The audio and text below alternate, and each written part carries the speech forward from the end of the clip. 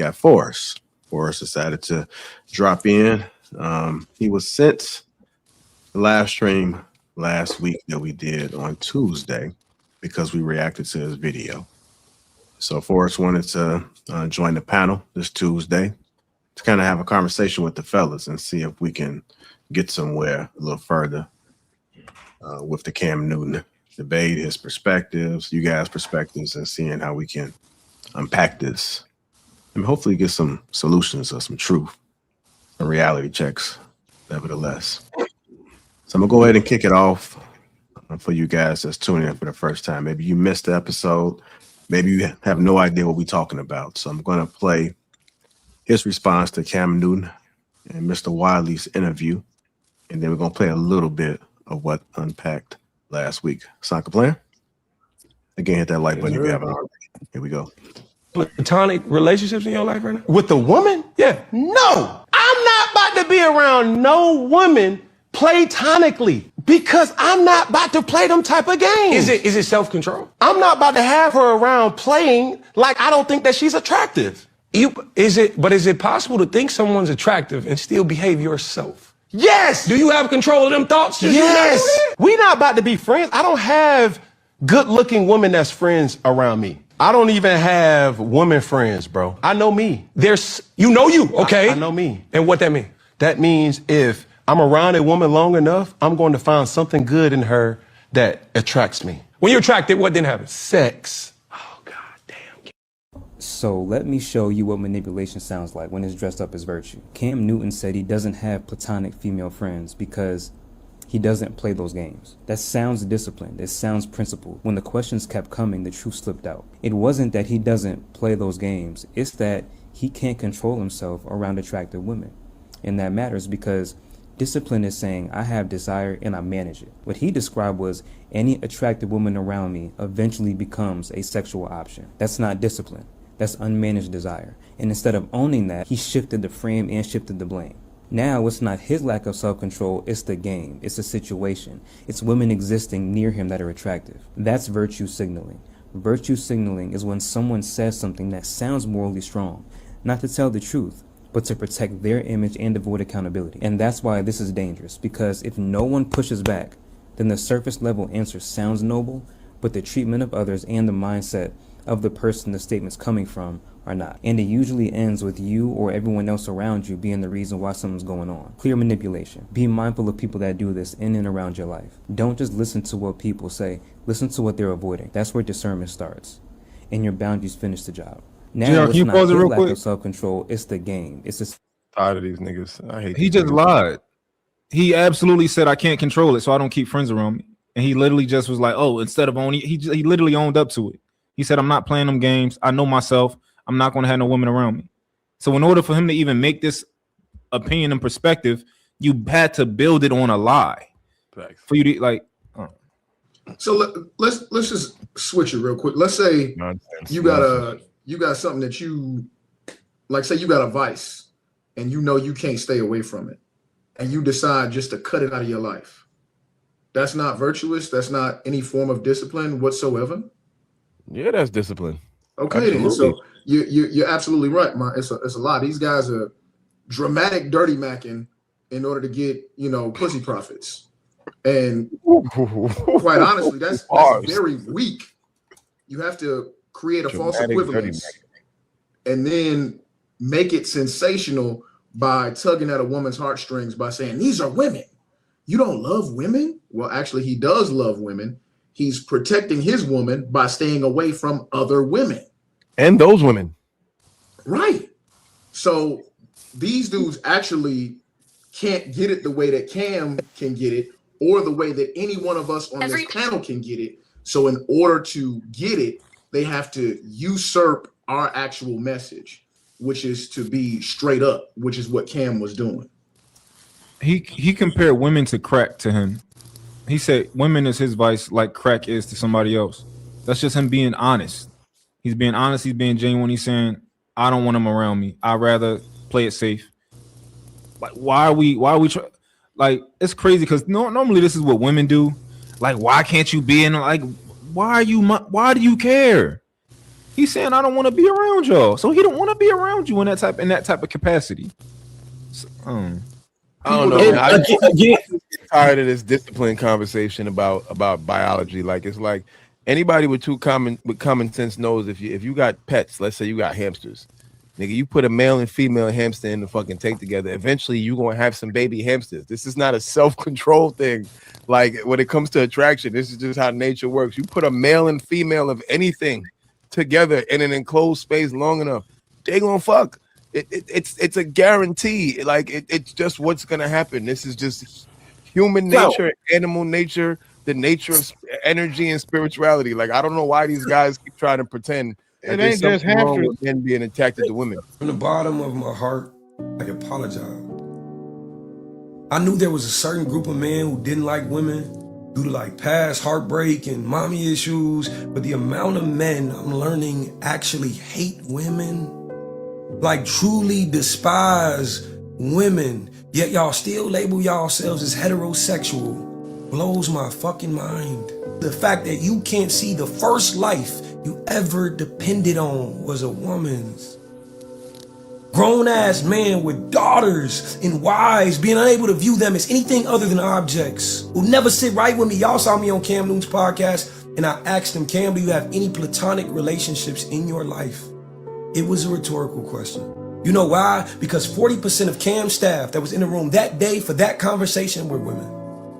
Niggas in the comment section like, at least he's self-aware and be aware enough to know you just disrespected all of them. Telling them, if you do not serve me, I do not see you as a human being. Niggas like, he just standing on who he is. This lady gonna respect that. Imagine being that woman. How hard it is to sleep at night, knowing if something piques your man's interest, your respect is now up for grabs. Imagine that. Niggas like, it's in our nature. That's who we are as men, nigga. You've never studied anatomy. You are not a historian and you do not speak for the masses. Shout out to all the real niggas in the comment section defending women. This shit is crazy. Niggas don't know what platonic means. But y'all sitting here having whole ass debates under this comment section fighting women. A platonic relationship is any relationship you've established boundaries within. I respect you too much to sexualize you. You niggas just can't admit you have no self-control. Your woman will respect you more for not attempting to avoid fire, but extinguishing it, the thought of it for her. Until you niggas have a respect for women, us real men will never have respect for you. You know, like the worst part to me was that like Cam platformed him like several days ago. I don't know when it was, but he platformed him. That he had what 500,000 followers. Like, he's a little relationship guy, but like, you nowhere near who Cam be having on his platform. You nowhere near who he normally have on his platform. I'm assuming that he gave him an opportunity. And you was laughing all in his face. You never pressed him like, yo, Cam, you know, I don't think you're a real man for that. You never said that shit to his face. Then you get home and you shoot this corny ass video, this performative fucking video. Going in. And he got a grass wall. Like, that's one of the most feminine decor shit ever. Yeah. That's some whole shit. A grass wall is some whole shit. All right, just a little preview of what happened last week.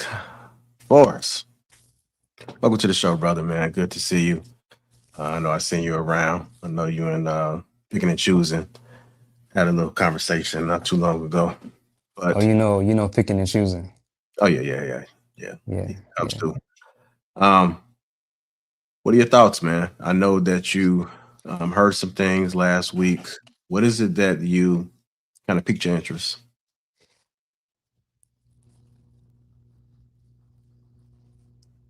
The entire breakdown piqued my interest. I have a lot of thoughts.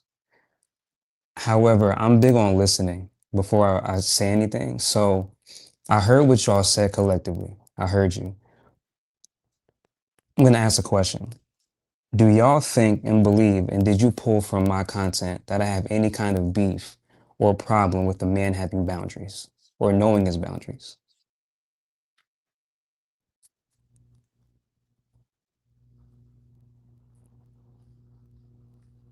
Y'all kind of quiet. I don't think he hit y'all. Yeah, someone I see a couple of mouths moving, but I can't, like buddy in the white t-shirt. I can't hear you. Yeah, no, I was acknowledging you nonverbal because I didn't know if you were going to continue. I don't know. That was a question.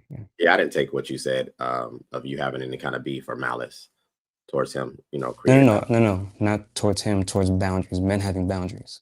No, I didn't take that. Anybody else?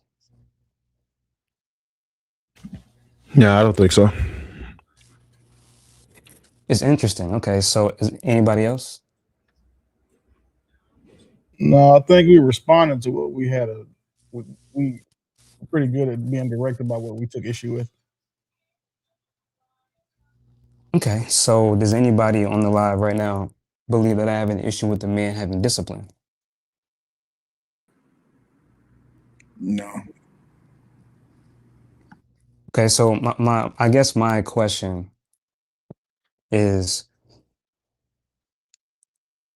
if the general takeaway is that I don't have an issue with men who have boundaries, and I don't have an issue with men who have discipline, my question is, why was that the centerpiece, the foundation of your conversation about my content?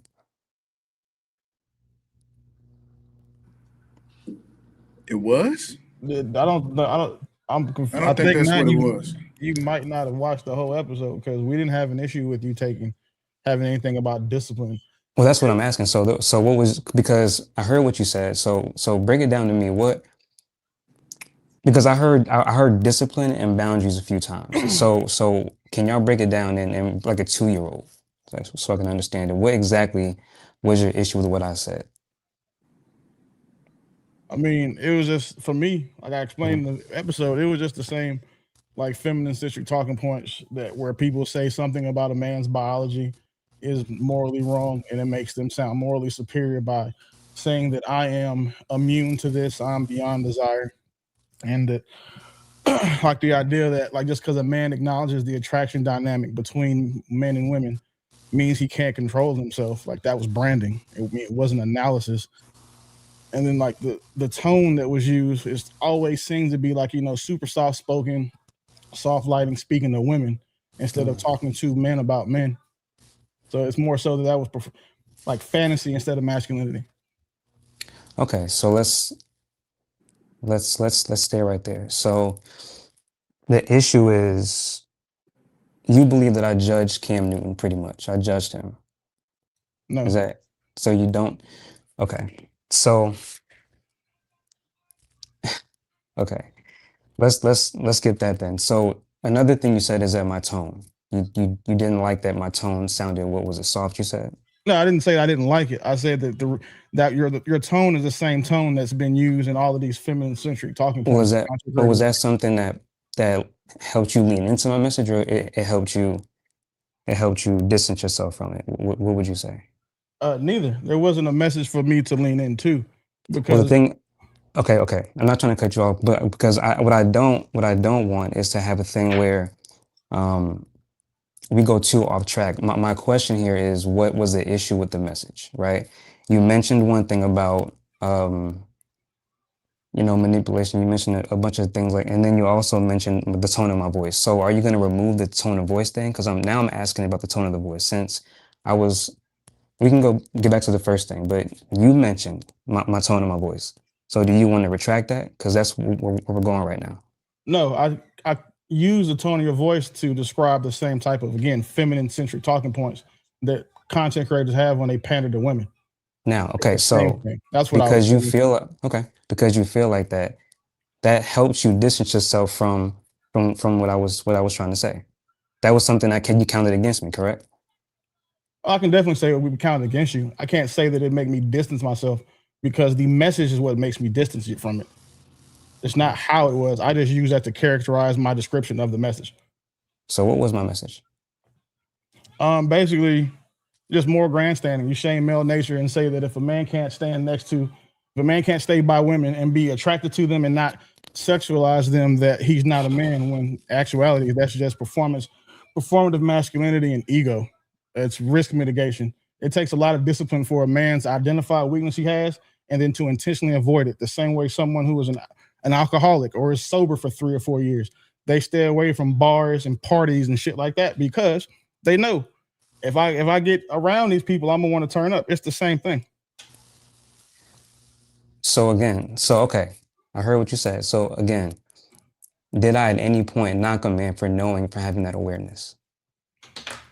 Yeah, your message was that if you can't be around women and you don't value women platonically, then you're not a real man. So I think you might want to listen to it again, because that wasn't my message at all. That's not what my message was. And it's the reason I'm laughing. Just to be clear, is that not what we thought that was? And there's other people on the panel. Just to make sure that we're on the same page. Yes, the main issue was that we all understood that if you have a particular vice or you understand that there's a particular situation that could bring about an outcome that you don't want, you eliminate the situation. And we don't think that that is an issue. We think that it is mostly common sense and foresight. What do you want? Okay. So, my man, let me ask you, was that guy with you that was interviewing Cam? Are y'all like together? Y'all working together as partnership, as him doing an interview and you just reacting to it? I mean, we know each other, but it's not like that wasn't that we didn't have any kind of dealing with each other on that tip. Well, okay, cool. Because my issue was with the guy that was doing an actual interview with Cam. That was my issue. Y'all want to pivot to that? Because I really wanted to. We can pivot to what you. Because we can. Okay. Well, if we can pivot. That's we can my pivot. issue. So if we're not ready to get there, then I'm not going to go there with it. Then we could just go where the issue was. Hey, so was there a particular part in our broadcast that you had a question about? Well, yeah. Well, that was my main question. My main question was what was my message? Because the interesting thing that I'm learning is that I've seen a lot of reaction videos to the video I made. I've seen a lot of comments, a lot of DMs, even some threats. That was interesting. I've seen this a lot of reaction, and I would say about 95% of the men reacting are reacting to something I'm not talking about, and that's very interesting. But as far as our particular broadcast, was there a particular point that it's the same? Yeah, it's this thing of, if I think I know what you're asking, it's this thing of you're knocking my video because you believe I'm knocking man's nature, and you believe that I'm unfairly attacking Cam and unfairly putting a jacket on him he doesn't deserve. That's really what I'm getting from a lot of people, and I got that from you a lot. Maybe I'm wrong. Could I ask a question? Could I ask a question of you? Sure. So you've mentioned that 95% of men had your message misconstrued. If your message doesn't resonate with 95% of men, do you think it's possible that you may not have conveyed your message thoroughly, or do you think that 95% of men are incapable of comprehending what it is you're saying? No, I believe in the laws of mathematics. What you're saying is correct. You're right on that. But there's an asterisk there, if I may. There's an asterisk. If I say I don't like the color blue because blue looks stupid, and 95% of people or men say blue is not stupid, clearly I'm the oddball. I'm the one that has it completely wrong. Like, it just, blue doesn't look good with red on a basketball jersey. Not Forrest, you're tripping. That's not like, that's one thing. But if I say that blue looks bad with red, and people say, how could Forrest say blue looks bad with other colors?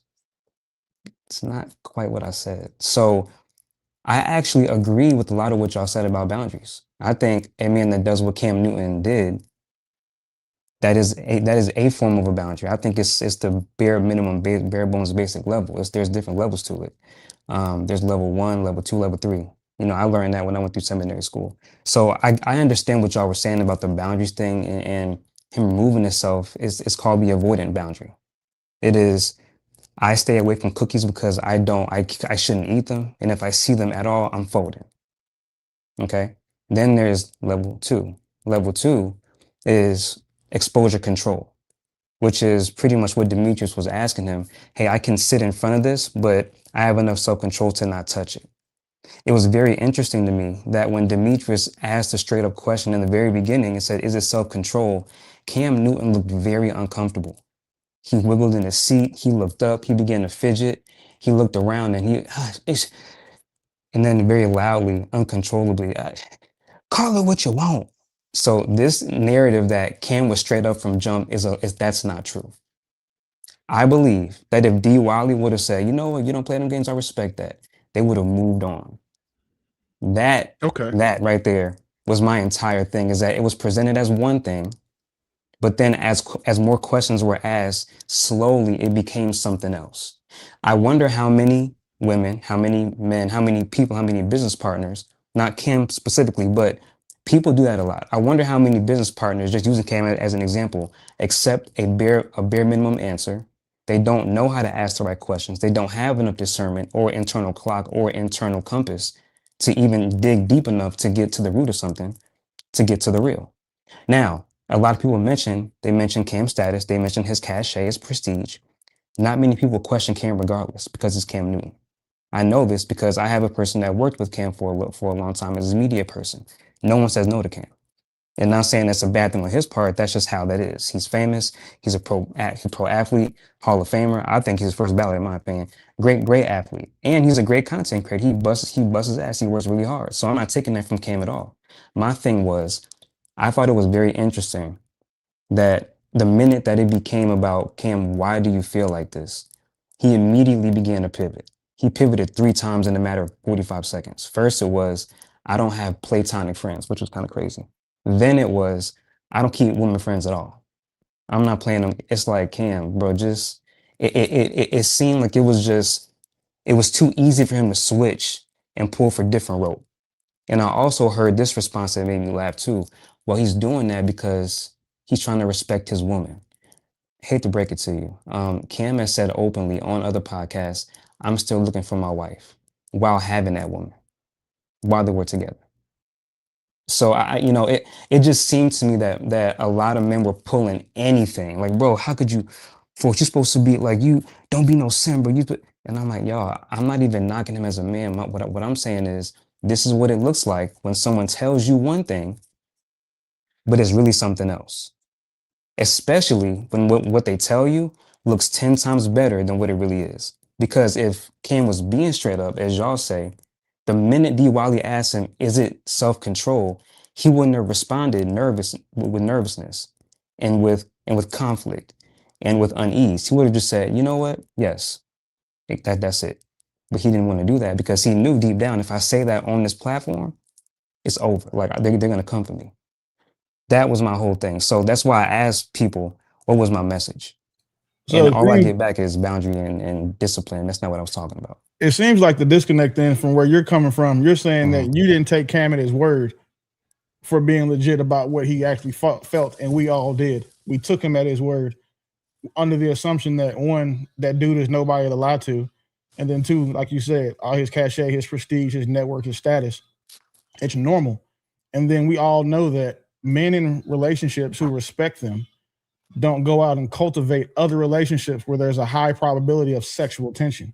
And unfortunately for Cam Newton, he's going to have that with the majority of women with a pulse on the planet. So him saying that to us seems like he's just doing basic risk management. And it's not that, like, your argument, and what I forgot the other guy's name, basically says if you can't sit in temptation, you're not a man. Like, and you lack self-control. And that is the problem that we took with the overall message, not just yours. Well, it's yours specifically and Buddy's. Respectfully, I believe. Now, here's the thing. When it comes to D. Wiley, his video he made when he got home, that was a bit much for me. It was like he definitely went for Cam. He did. We addressed it. He went for Cam. So I'm not even going to sit here and try to defend that. He did that, and I thought that was wrong for him to do. If you had something to say to Cam, he was right in front of you, could have said it. If you felt the way about what he did. Now, we don't know if he did or not because Cam hasn't said, because they could have had a backdoor conversation. We don't know. But the way it came off is that he didn't communicate that to Cam. That was wrong in my opinion. What I do think is unfair, though, is to attach to me that I'm saying he's less of a man because of what happened on that podcast. I've never said that. I've never attacked his manhood. I think he's a great, I don't think that's fair because I never said that. So to put those words in my mouth with, like, literally what you just did, that's a bit unfair because I never questioned his manhood or his quality as a man. I've never done that. So I can't accept that one, big bro. So it sounds like we pivoting over to what I had an issue with. So that's why I asked you Yep. the question, dog. Was Yep. you with my man? Are y'all, co-workers? Not, let me say co-workers, but some type of partnership as far y'all, work with each other and interview and you's going to go from there. That's why I asked you that question. So that's why I needed clarity. So I'm assuming y'all working together now. No, I mean, I have no problem. Yeah. Okay, you somewhat clarified for me, so I don't have no issue with what you were saying. I that didn't matter to me. My issue was with what's his name again, my man? Demetrius. That was my issue. I had an issue with how he moved. To me, that's weak. Now, if you want to come at him after you do it, you had the opportunity on camera, front street, just like you fronted him pretty much. After that. That's a weak man to me.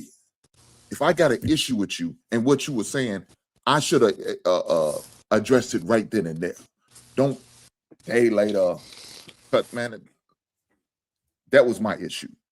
Now you question that man here. Look, I don't have no problem with Cam saying what he said, protecting himself. In 2026, you have to.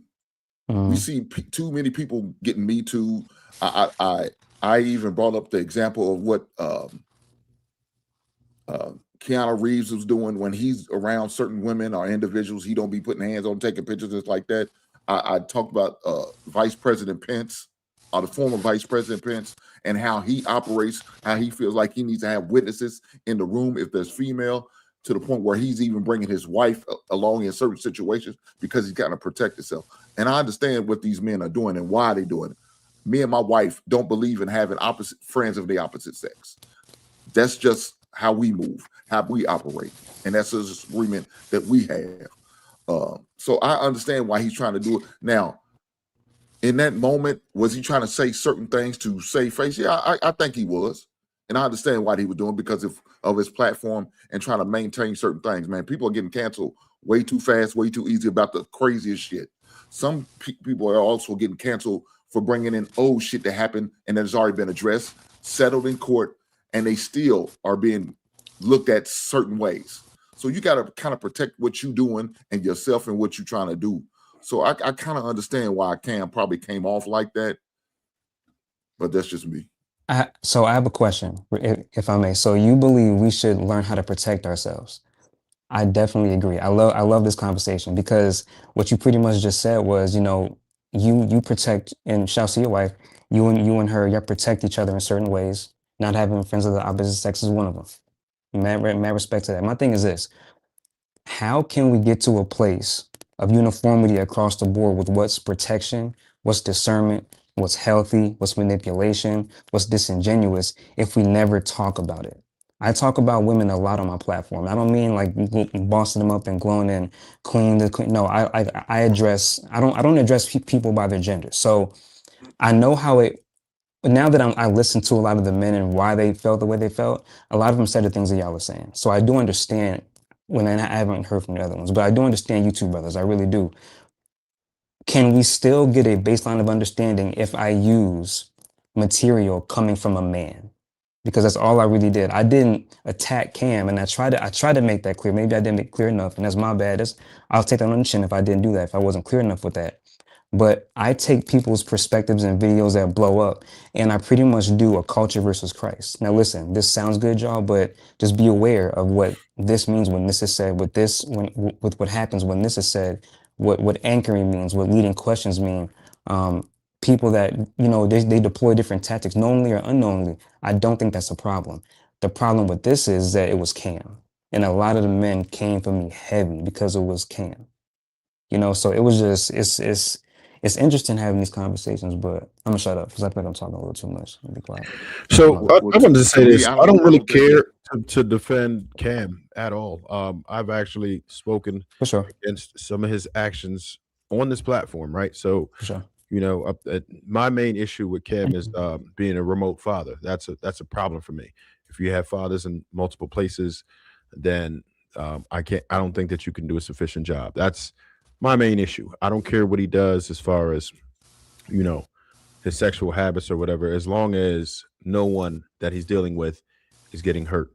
If that's part of it, then that's a problem. But I'm not into his business enough to even examine that part of it. I think the part from your video that I could say I had contention with was when you articulated that it was you might have said mismanaged desire, right? It's not discipline. Do you remember saying that part of it? Yeah. Okay. So that part of it. So my main thing is results.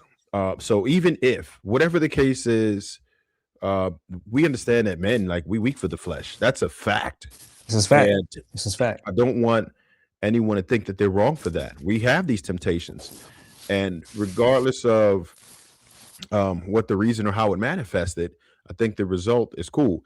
Being that, not to say he's actually practicing that, but I'm only going based on his talking point on that content and your talking point. So if we're talking about him staying away to avoid the temptation or the problems or whatever, it's a net positive because no one's hurt during that process. So when we heard that, of course, it's going to trigger us because they're like, well, damn, we all deal with this.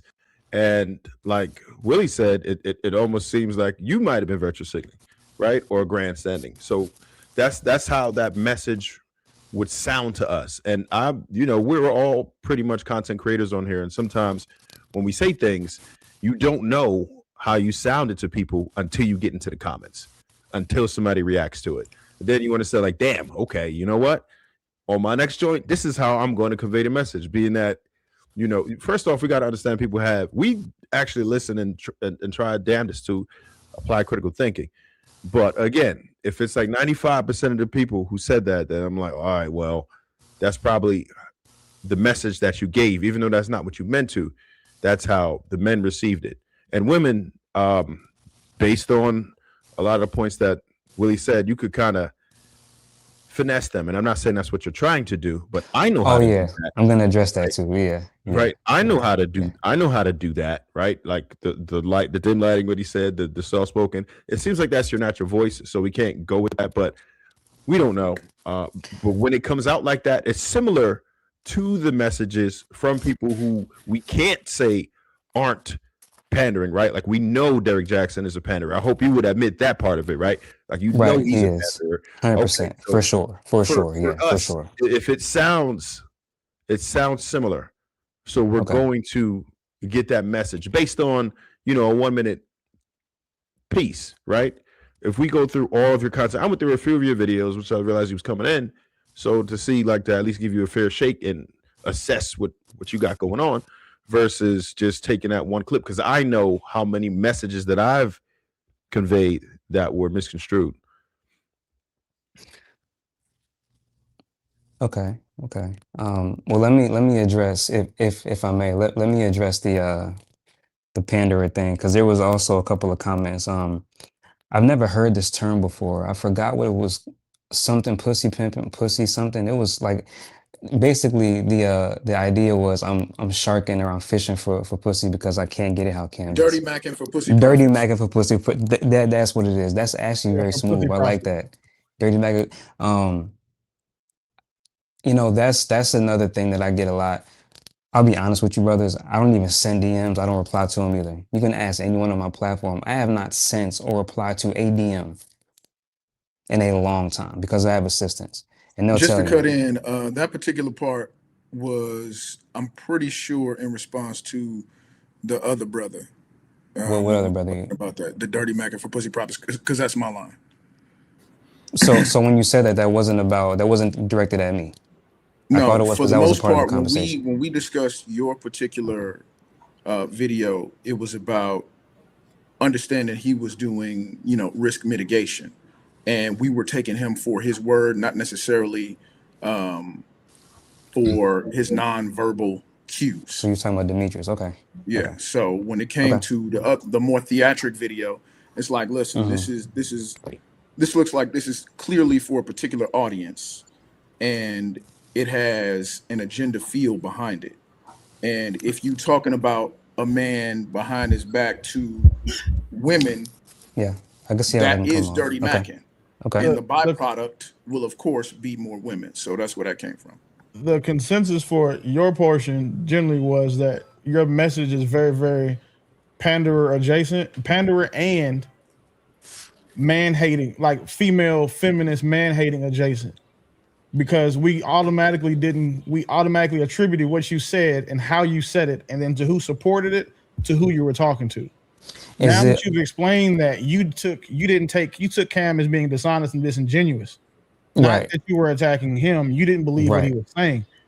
If we had thought that, we wouldn't have even responded to the clip, because that makes sense. But the thing is, I literally describe virtue signaling. It's when you say one thing and you mean something else. So that the definition right there has nothing to do with discipline or him being trash because he can't handle himself around women. That's not where I went.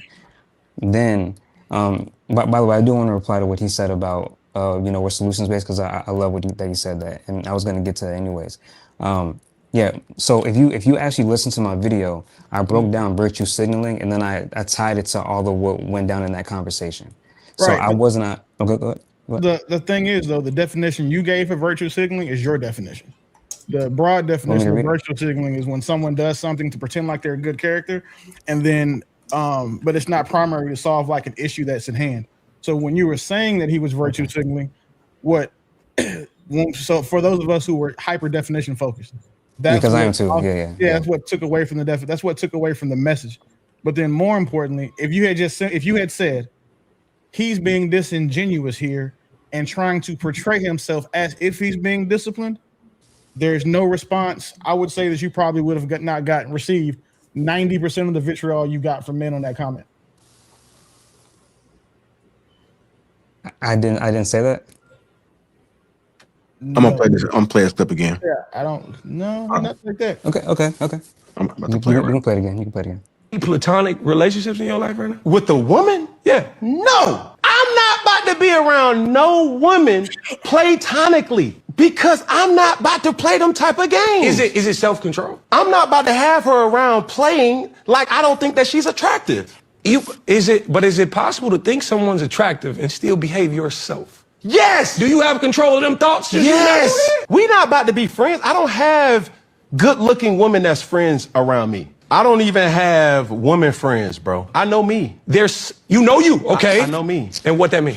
That means if I'm around a woman long enough, I'm going to find something good in her that attracts me. When you're attracted, what then happens? Sex. Oh, God damn. So let me show you what manipulation sounds like when it's dressed up as virtue. Cam Newton said he doesn't have platonic female friends because he doesn't play those games. That sounds disciplined. It sounds principled. When the questions kept coming, the truth slipped out. It wasn't that he doesn't play those games. It's that he can't control himself around attractive women. And that matters because discipline is saying, I have desire and I manage it. What he described was any attractive woman around me eventually becomes a sexual option. That's not discipline. That's unmanaged desire. And instead of owning that, he shifted the frame and shifted the blame. Now it's not his lack of self-control, it's the game, it's the situation. It's women existing near him that are attractive. That's virtue signaling.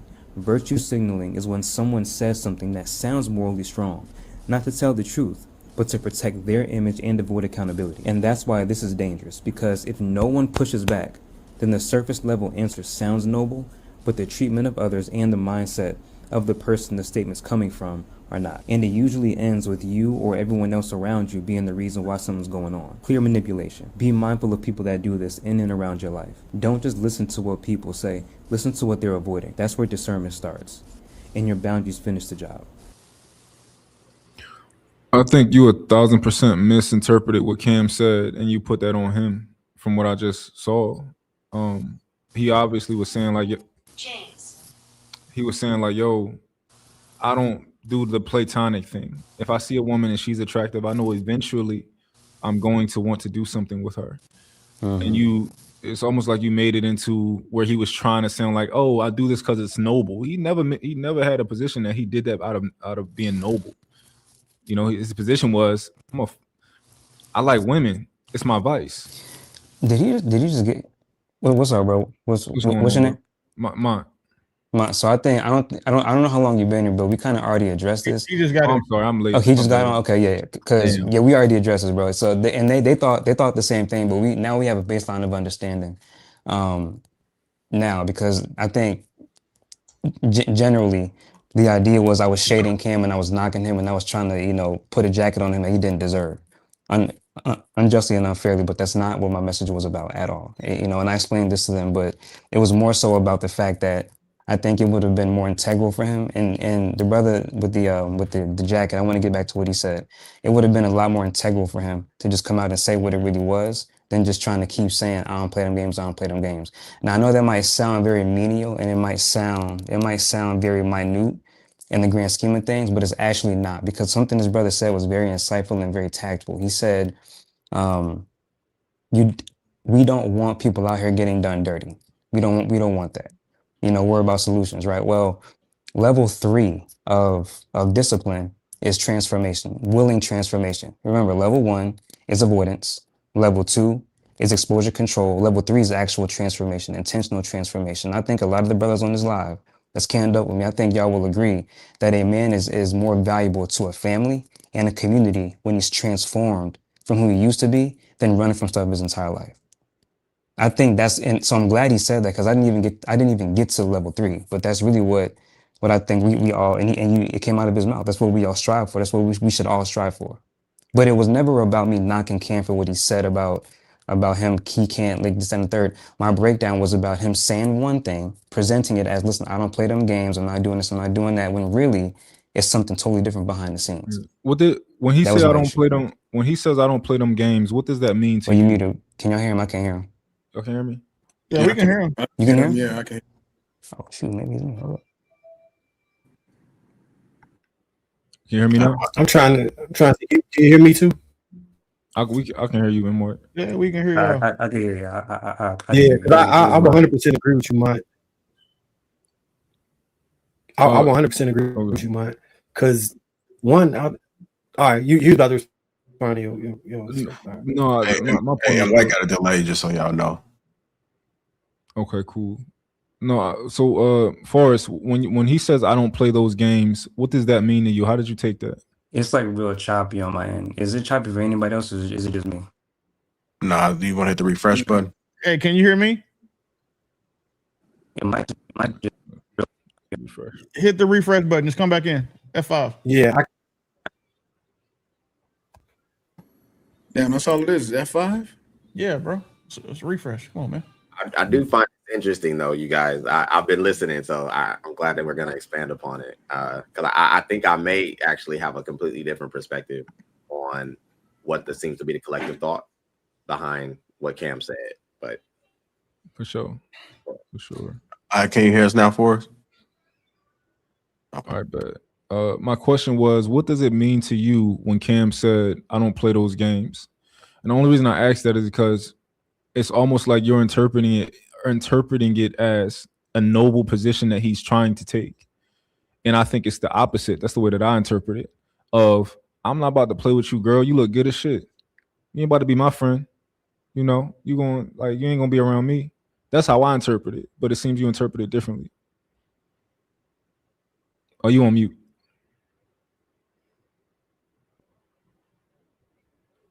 Damn, I can't hear you. Change the source for your microphone. It's the little arrow right next to it. Click up. All right, you know what? There you go. You're right. You're good. I'm good. Okay, yeah. Okay. There we go. So the question was, damn. We can hear you.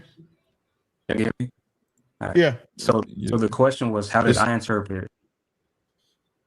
How did I interpret him saying he don't play them games? Is that what I'm hearing? Yeah. I didn't have an interpretation because I would have done the exact same thing that Wiley did. Like, hold on, Forrest. I want you to take those. What are those headphones? Yeah, they're not plugged in. Nothing's plugged in right now. So it's just me talking. All right, are you using your phone? Yeah. So I use my laptop. Okay. Do you have a case? Turn the phone upside down. I was saying, do you have a case on there? Oh, yeah. Do you have a phone case? Okay, pull the phone case off of that. Sometimes they're restricted. Yeah, is it still delaying for me too? Yeah, you still got a delay. Yeah, you got dial-up service right now, G. You must have 3D printed that shit yourself. The old computer. Hold on, I'm gonna swap this. The AOL going on. No, that nigga 3D printed a router, and now that shit over here working like some Legos.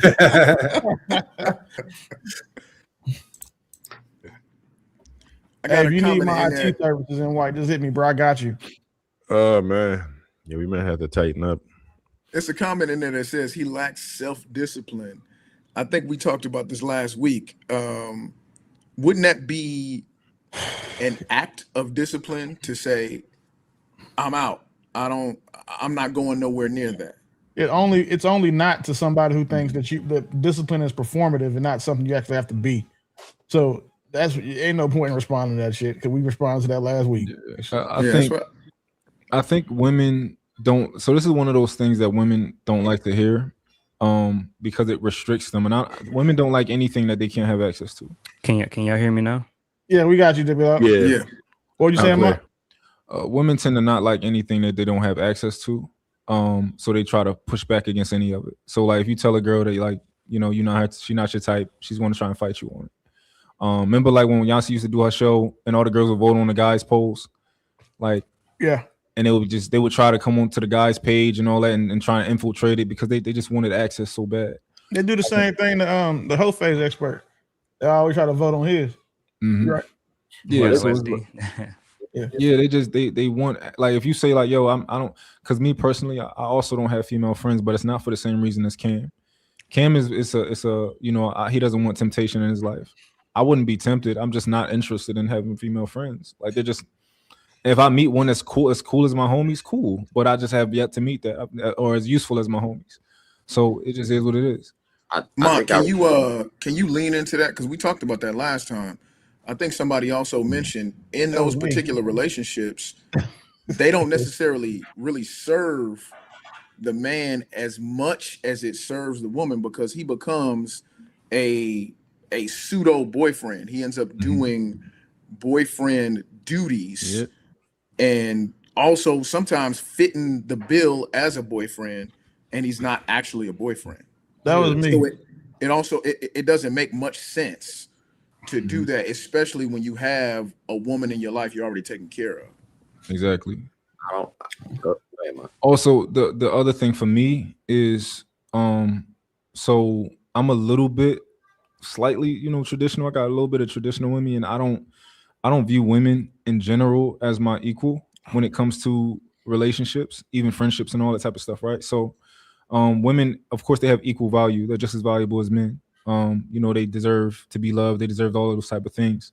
But I believe that women are to be protected. I believe that you hold doors for women. I believe all of these types of things, right? I believe that I believe women and children before men, right? I believe all that type of stuff. Men go to war and we do all that type of stuff. So the woman in my relationship, even though we are collaboratives to some degree, she's still not my equal, right? And I don't see it any different with a woman that I would be friends with. It's just they're not my peers to some degree. So yeah, that's if you can understand that. I would like to challenge that because again, I was listening and I so this is something that I can personally tell you fellas, it's an anecdote, but this has been something that a lot of men have questioned me on my entire life because I've always had female friends. I've never quite understood it from the perspective that you guys are explaining it.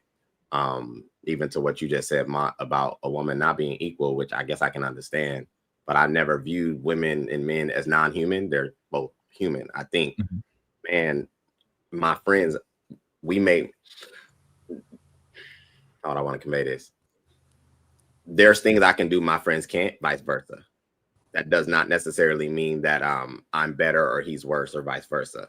Agreed. And the way I heard it is because she's female, she already is automatically not capable of performing to where I may need her to perform at, where I can place value. That's how I heard it. That's not maybe what you said. The level to which she can perform is just not worth the risk of being taken advantage of, being used, or the effort that it takes for a man to be a woman's friend. For example, if you and one of your girlfriends are walking down the street and someone tries to do something to her, that's not your girl, but you are going to be expected to help her. You're going to be expected to defend her. And, you're on the West Coast, so you are literally expected to lay down your life for her. The juice isn't worth the squeeze. You're giving that woman the same protection that you would give your woman, like your woman, who's actually yours, that you have a romantic interest in and a vested commitment to. I mean, a tangible commitment to. The reason why, like a woman being a man's friend, it just doesn't add up. There's certain things that men need that women just can't do for them friendship wise. For example, we all understand, we've said it, we've agreed to it 10 times. You don't tell your woman everything. Like, it's not okay to be vulnerable. It's not okay to go to her when she's in all those moments. It's the same thing with women. A lot of the times when you're talking to women and having those soft moments with them, even though you're not their man, like, they're still going to judge you. That's the problem with it. Like, there's not enough return that men oftentimes get by being friends with women. I can understand it. So I hope I'm not presenting it like I'm oblivious. I just have heard this even from what you guys are conveying, that there seems to be which I know it to be true because we're very binary in the way we see things. It's this or that, black or white. And in some cases that works. I personally, these relationships as a young man, I never arrived at protection because she's woman or female. Mm-hmm. Friendship to me was just a friendship. In most cases, if we're going to talk about discipline, the same way I structure my life with my male friends, I'm not putting myself in positions that threat has to even be a thing. Mm-hmm. And I think that speaks more to how you spend your time, how you move throughout the earth. I think a lot of people walk through the earth assuming they're disciplined, and they really are carrying themselves in a foolish like manner, whether it's intoxication, drug abuse, whatever it may be. And now something poses threat. Oh, well, I need, reserves or backup. I don't walk through the earth like that personally, so that's probably why I don't understand. Yeah, I just wanted to say this about that. When you're talking about real quick, my opinion isn't like, I don't see it from Willie's perspective, but let Trev go. But I see it from a different perspective of why I'm not friends with women. But all right, so I'll say this: I still do see the value in having women friends, even if it's something as simple as perspective. Right? It's actually good to have a female voice, to have a female opinion, to have a female's insight, even especially when they have no vested interest in you. Like, I find that to be valuable. However, at the same time, I could agree with the point that we are certainly not equal. Women are if you're out with homegirl, you're going to be opening the doors. Maybe that's not a big deal, but there is chivalry still. You're still going to treat a woman like a woman. You're still going to treat a lady like a lady. If you got girls holding open doors for you, okay, cool. That's just not how I roll. You know what I'm saying? Like, there's certain things that is expected. And females are generally needy. The overwhelming majority of friendships that are platonical like that, the females still do get a little bit of that boyfriend energy, no matter how you twist it. And I don't think that's your experience, but by and large, that is the experience for most men. And that's why they're saying they can't really have some people don't think it's worth it. I personally do, because, women are valuable, particularly for that insight and perspective. But yeah, it's usually not equal. So let's take that, because like I heard what stood out is the opening of the door. I've never again, when I'm with my boys, I open the door, he open the door. It ain't a sex thing. Like, it's the door needs to be open. It's really simple. I don't see a woman in that capacity, and that's where true. Do you hold the door differently for a man? Like, you don't like hold the door for him. You just go inside and then you kind of push it for him, right?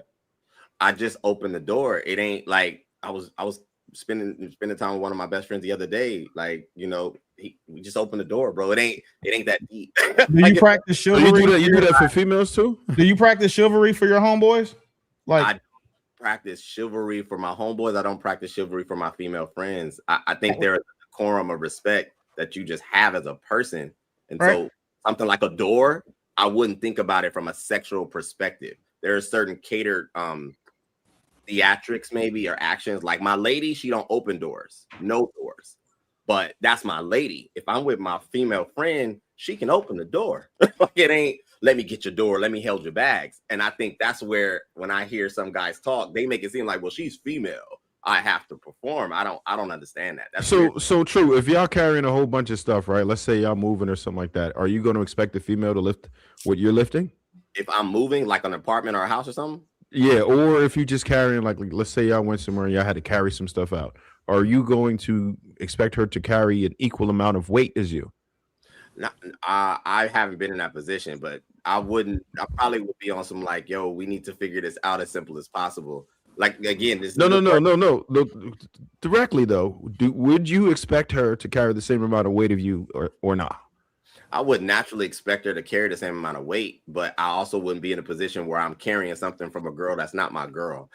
Like my lady gets that treatment. If one of my homegirls called me or put me in a position, we'd have a problem. I'd be like, yo, I'm not your servant. I don't do that. That's my lady's type of treatment. If you remove Hold tight. I want to get Forrest and let me just get him in there, see what he's thinking.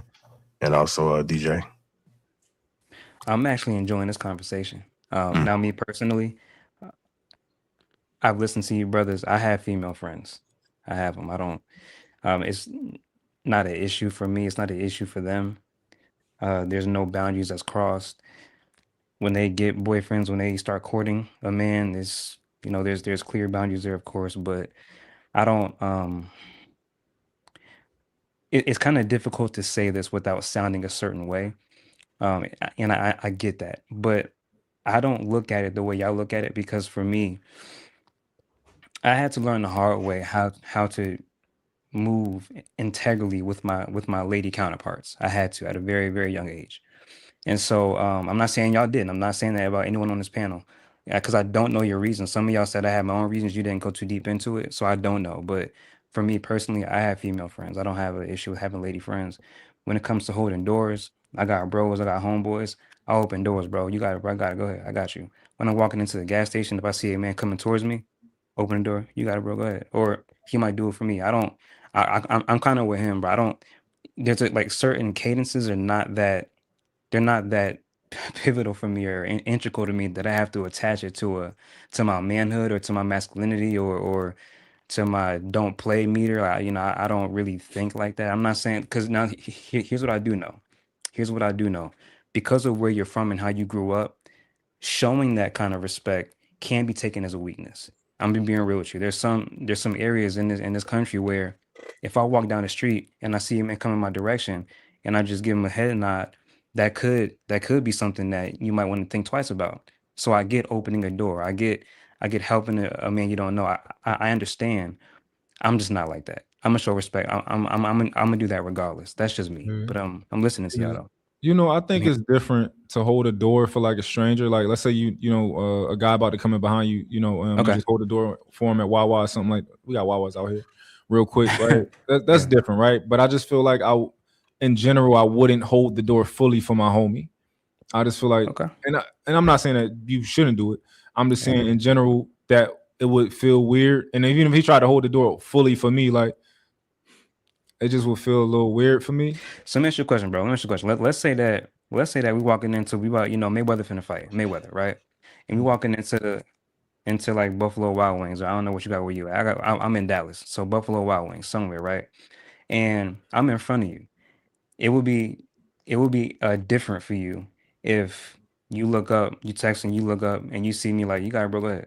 That would be different. That would be awkward for you.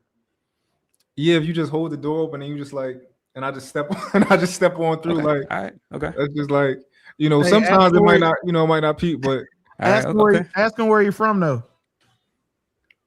Where you from, Monty? Philly. Okay, East Coast. Okay. All right, East Coast. I see. That's what I'm saying. Like, different areas are different. Like, areas they have their own cadence, they have their own way of doing things, their own mannerisms. So I understand. I really do. Like, everyone's different. That's why I'm not gonna knock it. I'm not saying it's weird. I'm just not like that. That's all. I want to make it clear that like I have women who I've worked with in the past who I've developed for lack of better terms, friendship with. But to me, it's not really a friendship.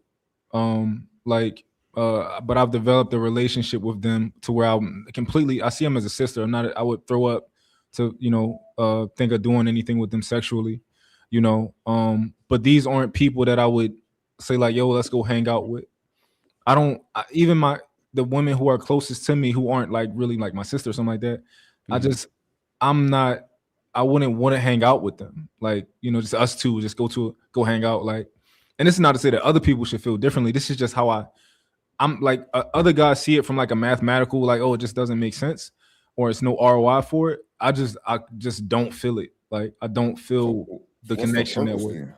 What's the purpose of having them then? So I agree with Trev big time on the insight line. Can y'all not hear me? Can y'all hear me? Absolutely, absolutely correct on that. And I think actually with True, you kind of had a I don't play them games moment too. Like you took away certain situations, you put up a boundary right there. Okay. When it comes to me serving you in a way that I would serve my lady, I'm not going to be there. I think we can all understand that. To me, taking out the temptation line, it seems like there's a similarity there when it comes to Cam. I don't play them type of games. It's the same thing. I'm going to eliminate a particular situation that I shouldn't be in. But for me, it wasn't based on attraction. And again, this is something right. I said, yeah, I'm glad we're having this conversation because it helps for me to further maybe even understand. Because this is something a lot of fellas have always been like, yo, man, how you got female friends and you ain't trying to crack? And I'm like, yeah, it's not about sexual attraction with us. I don't think with me and my bad, I'm on Cam. It's not about sexual attraction with me and mine either. For me, it's about reciprocated utility and risk. That's why. That's the assumption that because she's female, she has no reciprocation. It's not an assumption, it's a fact. Because from one, mind you, I'm from Texas. So like I'm from Dallas. So we do the whole pulling out chairs, standing up, yes ma'am, no ma'am, all of that. So it's default for us. But then a lot of the things that men do for women are things that their boyfriends do. There are things that like just Southern hospitality. It's how we are. So one of the things I say, like, I can see being around women is cool. Some women are just like a vibe. Nothing wrong with it, right? The thing is, when it comes to the friendship needle, women don't move that to the same extent as a man would. If I have to move, I'm calling 4 of my homeboys. I'm not calling 4 of my homegirls. Of course. Also, who's more likely to call me when they're in a jam, when they got a flat tire? It's my homegirls will be that. So all I'm saying is that the utility isn't there. And it's not saying that there is no utility in women at all. It's saying there is just not enough utility to me outside of a relationship for me to have a like friendship with them. That's all.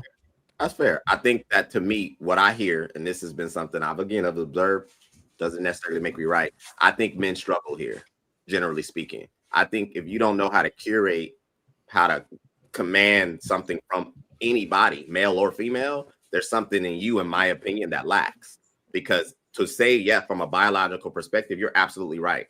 Being around females is not going to create the same level of safety and maybe utility like you stated. But that doesn't eliminate the fact that her reach and whatever sphere of influence she has cannot directly benefit you. I've been taught equally by both men and women to help develop my whole person. And so I can't put her in the same bracket. Well, she's a woman. She can't do these things, maybe physically. What can she do? And I think that for whatever reason, I think most men stop. She's female, that's it, that's all, and they just throw their hands up. That to me is a little strange because I've had so many opportunities that came directly through women assisting, and it wasn't necessarily. Some of my best. So what? Let me ask this question. Some of my best employees have been women. True, I'll give you that. Women definitely do have they're very good at a lot of things. But you also have to add, that the inherent danger and our times now that women bring to men, where it's you see it, and all it takes is like I told you, the scariest place for me is to be in a white woman's imagination because that's the most dangerous place for a black man to be. And all it takes is some tears and a phone call before they can literally try to have your life taken. I take that in consideration with all women. The risk is just not worth it for me, especially in a relationship. In a relationship, I treat my woman like she's the only woman on earth. The only time I would acknowledge another one, say if Forrest, Mont, and White, y'all were out and I saw y'all ladies coming in somewhere, I'll get the door for them, but that's out of respect for y'all. It's not because they're just because of their women. So I don't treat every woman like I treat mine, because if I do it for all women, it's not special. It doesn't mean anything when I do it for mine. So my question is, what's the purpose for having female friends? Let me be honest. Can you hear me? Okay, cool. Most of them are not funny. They're not very entertaining. They really don't bring me nothing because I can't look to them to go buy me a drink. I don't need them to console me, because if I needed them to console me, I need for them to fuck me. And that's not what I need as a man who is married to have that. So I don't see the benefit of a female friend. I got my friend and my wife, Mrs. Hink. I don't need no female advice from an opposite of my wife. I don't need that. So what is this woman's purpose? She's going to use me, take advantage of me, use me for my emotional support. She's going to use my muscles to carry couches or to move things, to hang up pictures. Hell no. You don't get those benefits because you're not Mrs. Hink. So again, what is the purpose for these heifers? That's what I respect what you're saying, Hink, and I think to each man's design, we have the right to choose how we want to migrate through the earth. It just very much seems that this is a very universal perspective, which has always been something that I've been on the opposite side of, because I do not see it that way at all. Again, throughout my life, I've had both a great relationship with both males and females, and they both have served in a lot of ways. I choose not to make it seem from oh, she's female, so if she doesn't benefit me like a man would benefit me, then she's not valuable. That's weird to me. And not as valuable. Not that she's not valuable. She's not we're not gonna say that. Yeah. So that's the thing. We don't say that they're not valuable. We're saying they're not as valuable. Yeah, true. I evaluate male friends like that. If you can't bring nothing to me financially, emotionally, mentally, or physically, yeah, I don't need you. You serve no purpose to me. I taught that to my son because it was taught to me by my grandfather. That's how I established friends. And so now we're talking about somebody of the opposite sex. Like I said, 2026, you got to be careful. I said it earlier when I used the example of the former vice president and Keanu Reeves. You have to be careful about certain things. Now, I don't understand the purpose for them, other than I'm looking to give them 20 goddamn minutes. Other than that, no, I don't need them. I don't have no desire to be friends with a woman. What can you say to me that's going to be really beneficial to me that my wife can't say to me? What do a woman needs a man that she doesn't already have a husband that can't be beneficial? She don't need to be looking at no male input from another man. So you want your wife or your woman to be influenced by another man? What is that? That's disrespectful to me. That's crazy to me. Not even a goddamn pastor, shout out to the clergy, but not even a pastor can have more influence on me, on my wife, than I do. So what makes you think I'm gonna let that fly? We not. True. Please give me some reasons. What's the purpose, or what's the value in having a female friend when you have a significant other? Now, if you're a single man living a single life, okay, I understand that. That's because you ain't got no goddamn female input because you ain't got a wife or woman. So maybe you're looking for one with the so-called friends. But as soon as things change in my relationship status, yeah, we done. Well, we done. To maybe it being maybe somewhat euphoric, respectfully, because I haven't made it to the point of being a husband yet. I personally still don't see it the same. This is just my perspective. The benefit to me is from what that person's value may be. If she's my friend, there's something I've already assessed of her being a valuable person. And that's where I think when I approach friendships, like you said, Hink, what is this gentleman going to be of service to me, or what do we connect on? There should be a benefit, right? I don't automatically think sex. That's always been the disconnect. I can see a woman, she's a woman. That don't mean I want to sleep with her. And it seems like most men, that's exactly where they put the girl. If she's a female, well, she don't serve in the bedroom, then she's irrelevant. I never understood that. That's strange to me. I don't. That's so I don't think so. We could just look at what Hink said when it comes to men, right? If there is a group of friends and one happens to be, let's say, a deadbeat father, automatically the way that men normally deal with men that don't meet the standard, those men are exiled. So if you don't meet the standard as to what Hink was saying, then it doesn't necessarily serve a purpose. And since it doesn't serve a purpose, it's not that it is not valuable. Leaning to what Willie was saying, it's not as valuable as to what your standard would be for your group. So we could actually take sex out of it if you want to, and just lean into kind of the way that Hink was describing it. You ever had a girl have to stop fucking with you in a certain way because she's in a relationship or because she got into a new one? No. So one of the things I appreciate about California is y'all have just this way where everything is just cool and it's just like it's fun and people are just people. That's one of the few things I respect about California. You know, I fucking hate the taxes. For the majority of us, just based off of either how we look or what we have access to, what we can do, a lot of women aren't going to want us being their girls' friends in the first place, because a lot of us are going to be in a higher position in life than the men they're dating. No man wants his woman hanging out with a bunch of men who are better than him. Not saying that's your fault, not saying it's our fault, but it is a man's nature. A man is not going the same way that a man wouldn't want his girl hanging out with Cam Newton or Cam Newton and them type because he understands that them niggas are assassins and they hitting shit. It's the same thing. So I appreciate, and I think that if in a different life, I would have loved to have the experience that you have having women as friends. Like I can see how that could be fun, right? Especially being single. I can see a bunch of ways it's fun, because one thing I know about women is they get you other women. That's one thing I do know that they will do. So if for us, like a girl's not going to be able to be my friend in the long term because we're not dating, and then the dude she dates in between are going to make her choose. It's a common practice. They're going to make her choose. Hey, I don't like you being with Willie. Willie with the hose. Willie, you saying all the flashy shit. I don't like you being around him. That is common.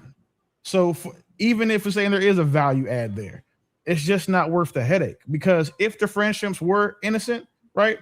They're not innocent to their partners now because they're a threat to their partners. And that becomes a hassle, something that we have to deal with. And I'm just not interested in doing that. So I avoid, like Cam said, he avoids women because he don't want to hit them. I avoid them just because I understand what's going to happen. We build a friendship now. You fall in love with a nigga you met. You can't talk to me about him because if he does some fuck shit, I'm going to tell you. And then the relationship becomes an issue. And now because I tried to warn you about the dude and you choose him, you feel like you got to act funny with me. I just don't want to do it.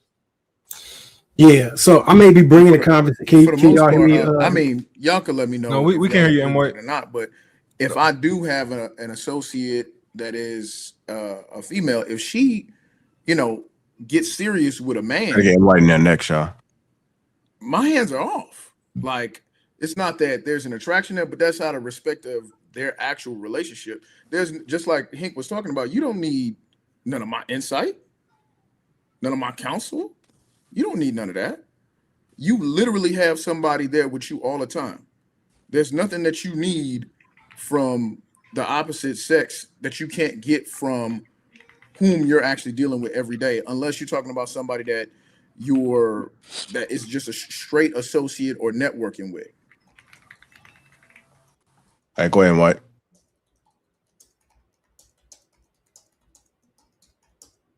Damn, he froze. Yeah. I'm never comfortable being friends with somebody that I have to change the nature of our relationship whenever they get a partner. So I'm good where I'm at.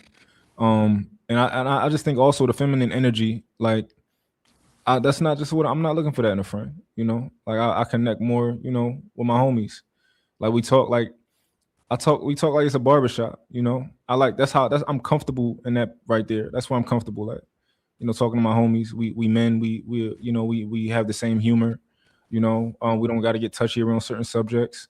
Like we can have the same dark humor together. I'm just not interested. And women are actually absolutely valuable. And I can understand how certain men are friends with them and they, feel differently. I just, it's just it goes against my nature I just don't feel right being friends with a female. It's cool being friends with a dude who got a bunch of female friends, though. That's useful. Yeah, that there's immense benefit there. I guess there was a time years ago where females were very integral in just spotty moments, and maybe it was because of the age, right? When I thought about who I may needed to call for something that was popping that required not physical, like one of my good friends one time, again a long time ago, my car stopped. I needed it to go somewhere. I didn't have the policy to do it. She had AAA. She sent her joint out. It was nothing. It wasn't nothing, right? And at the time, I didn't have fellas that had their life together, and there was things that I had limitations on. My first business venture, between the pending of the check and needing capital, I called one of my best friends, homegirl. She's a RN, made great money. She sent me 10 bands, no question, because she knew I was good for it. I didn't have nobody in my life that was male that could send off that kind of capital like that. So I've seen too many things amongst females. Me being an executive chef, that was a woman who plugged me. It was like too many things, and none of these were sexual. None of it was, the intent of wanting more. So that's why when I hear it, I'm like, yo, really? Like, you telling me y'all ain't had no interaction with women that's been progressing? What about on women's Marcus? We gotta get Marcus in there, y'all. Go ahead, Marcus back. Yeah, shit. I might be dragging the conversation back, so excuse me if I go over a point that you already addressed. But I 100% agree with what Mike was saying earlier, and I also think Cam was the definition of discipline. He recognized something about himself, so that was self-accountability. He figured out a way to prevent that thing from occurring moving forward. He was realistic with who he was, and he created rules and boundaries to not cross that threshold again. I think that's discipline is hold on. By the definition, when I was looking at it earlier, I'm like, we say preventative actions to stop misbehavior before it happens, such as engaging in lessons, clear routines, and positive reinforcement. The action would be stopping himself from being in situations, knowing that he's attracted to women and wants to sleep with them. Supportive, it would be him understanding that and preventing it with ways to regain self-control, so he wasn't in that position again. And corrective, which is addressing a rule breaking through logical consequences or interventions to teach him right from wrong. So I'm guessing that he got his corrective punishment when that shit went wrong with him, with whatever woman, either financial or relational. My issue earlier with the original dude was that it seemed like it was a demonization of like the way men operate in life and like the nature of men. So that some men may not have these urges and some men may not come from this same stance, right? But for the majority of men, we all have the biological imperative that when we're attracted to women, we actually are attracted to those women, and given opportunity, most men would move forward with that. And to negate that, it seems to me to be either the men don't have that relationship with sex and attraction to women, or they pandering, right? So that I think that's the where I was coming from that point with it. So if you addressed that already, that was my thoughts on that. He said something True, about the real level quick. of, So I think we all understand the network and the utilization point. But as far as spending time and talking, I'm having a disconnect there. Would you be spending time and talking with them the same amount as you would with your homeboys? I have had vast time whilst having a significant other is what I'm talking about. Absolutely. Yeah. Okay. Like it's afforded me, and this is me, it's afforded me a lot of range. And that's why I say I love this conversation. Some of my boys, you a goddamn pookie. You a goddamn pookie. Yeah, dog. You's a goddamn pookie. My brother out on the earth, experience all that life has to offer. He got to be a pookie. I know that's right, dog. I know that's right. So hold on, we missed the opportunity. Forrest was about to reply to M. White. Okay, my bad. I was, and I'm listening. You know, my thing is this: I'm listening to you, brothers, and what I'm hearing is a lot of survival mode. I'm hearing a lot of men operating in survival mode when it comes to women. And if it's one thing I understand men operating in survival mode. I'm not about to sacrifice my wife my good standing in society, my career, um, my reputation behind something that doesn't have a lot of upside. So I understand what y'all are saying. I guess the reason I think differently is because before I began my journey of content creation, I'm a believer. So, a lot of how I think and how I move is truly indicative of what I read in scripture and what God tells me in my prayer time. And God made it very clear to me. What was that? I got a notification, my bad. God made it very clear to me that if I'm gonna do anything of any kind of merit, any kind of substance, I'm gonna have to stop looking at women like they are either my biggest ops or my biggest treasure to chase and find and conquer. I'm gonna have to begin looking at them differently. So then I had to reverse engineer myself and my thinking about how I've been taught to look at women, about how I've been told to, how my experiences have trained me inadvertently how to look at women. So that's why now today I just don't see it in the ways that y'all see it. I understand why you see it how you see it. A lot of y'all have made some great points, but I also hear a lot of survival mode, if I'm being honest. But that's all I'm thinking as I'm listening to y'all. So I think the perspective of having to re-engineer goes to the point. If you had to reformat the way that your brain naturally thinks, and men are saying that they actually think that way, that was the point we were saying is dismissive of the way men actually are prior to that. Now, if you have something that blocks it, like you say, religion or ideology that prevents you somehow from having those urges or having those feelings or seeing women in those ways, then that's perfectly great. But I wouldn't say that measure of men no longer being attracted to beautiful women when they see them equates to that man not having discipline or trying to be manipulative. I think he was being honest. I think that's just how he operates through the world. And I think one of the parts that was missed on that is Cam's interaction with women is going to be different than a normal interaction, where normally men will see women be attracted to him, may shoot they shot, may not. Cam interaction with women has been them throwing themselves at him, even if he wants to be friends with them. Eventually, the women will more than likely end up crossing the line for a multi-million, a decamillionaire. And he's 6'6". And he's 6'6". So he hit the trifecta as far as everything you possibly could have that would make women want you. And he has to figure out ways to, like when I used to go out with my homies, I'll leave an hour and a half before the club ended specifically for certain reasons like that, to keep yourself out of situations. Like you preemptively plan for something. It's not because you don't have discipline, it's because you have a realistic understanding of what possibly could happen and how you would operate within that situation. I think that's discipline. The undisciplined thing would be for him to just be running through all the women, and he was trying not to, with the emphasis on that was his intent, to try not to. So we did address this. And you're not going backwards. Go ahead. Is he still talking? Can y'all hear me? Because I don't want to cut him off. No, you good. Keep going. Okay. No. Yeah. So we did address this in a sense.